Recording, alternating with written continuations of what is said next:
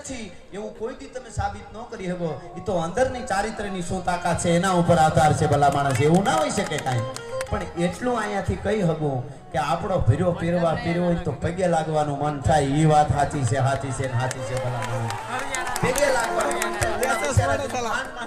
એવું લાગે મારે થોડીક બોલાઈ જાય પણ આ ધરાર બોલાઈ જાય છે એવું છે. એટલે હું વાત તમને ઈ કરવા જઈ ગયો છું. મારે શરૂઆત કરવી છે દુહાસનથી, પણ એની પહેલા મહેમાનો ધીરે ધીરે બધા આવી ગયા, બધા ગોઠવાઈ ગયા. બેસી જાવ જ્યાં જગ્યા મળે ત્યાં. હું ફરીને કહી દઉં કે હજી પણ આ તમે જેટલા આવતા રહેશો આખો મેળો છે, હજી કાલે આવશે. આપણે આ વિસ્તારને પૂજ્ય બાપુ હમણાં વાત કરે છે કાયમ કે મારે બીજું કાંઈ નથી જોતું. મારે આ વિસ્તારને એકવાર સનાતન ધર્મનું આ ગુપ્ત પ્રયાગ તીર્થ શું છે, આ ભગવાન વિષ્ણુ સીધા અહીંયા બેઠા છે, અહીંયા વૃંદા બેઠા છે, તુલસી અહીંયા આ જે મહાત્મય છે એ મહાત્મય, અને અહીંયા આપણું જે સ્કંદ પુરાણમાં આપણા શાસ્ત્રો પ્રમાણેનો જે અહીંયા ભગવાન આપણો બેઠો છે ત્યાં સુધી આપણા સનાતન હિન્દુઓ પૂગે.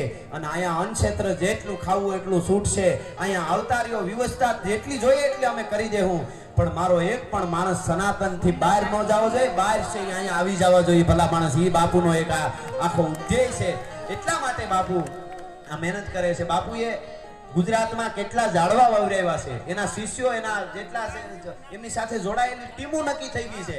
ગામો ગામ હરિયાળા બનાવવા કેટલા વૃદ્ધાશ્રમો, વિસાવદર જય અંબે હોસ્પિટલ સાહેબ, જે હોસ્પિટલ તમે આપણે જવું પડે, રાજકોટ જવું પડે, અમદાવાદ જવું પડે, મોટા શહેરમાં જવું પડે, એવી સુવિધા અહીંયા ગીરના અને ગીર ગામડા નાના નાના ગામડાના માણસને મળે ને. ત્યાં ઘણી વાર હું જાઉં ને, પાછું ત્યાં અન્ન ક્ષેત્ર હોય, કોઈ દવાખાનામાં હોય તો દવાખાને હોય એની ભેળા હાથ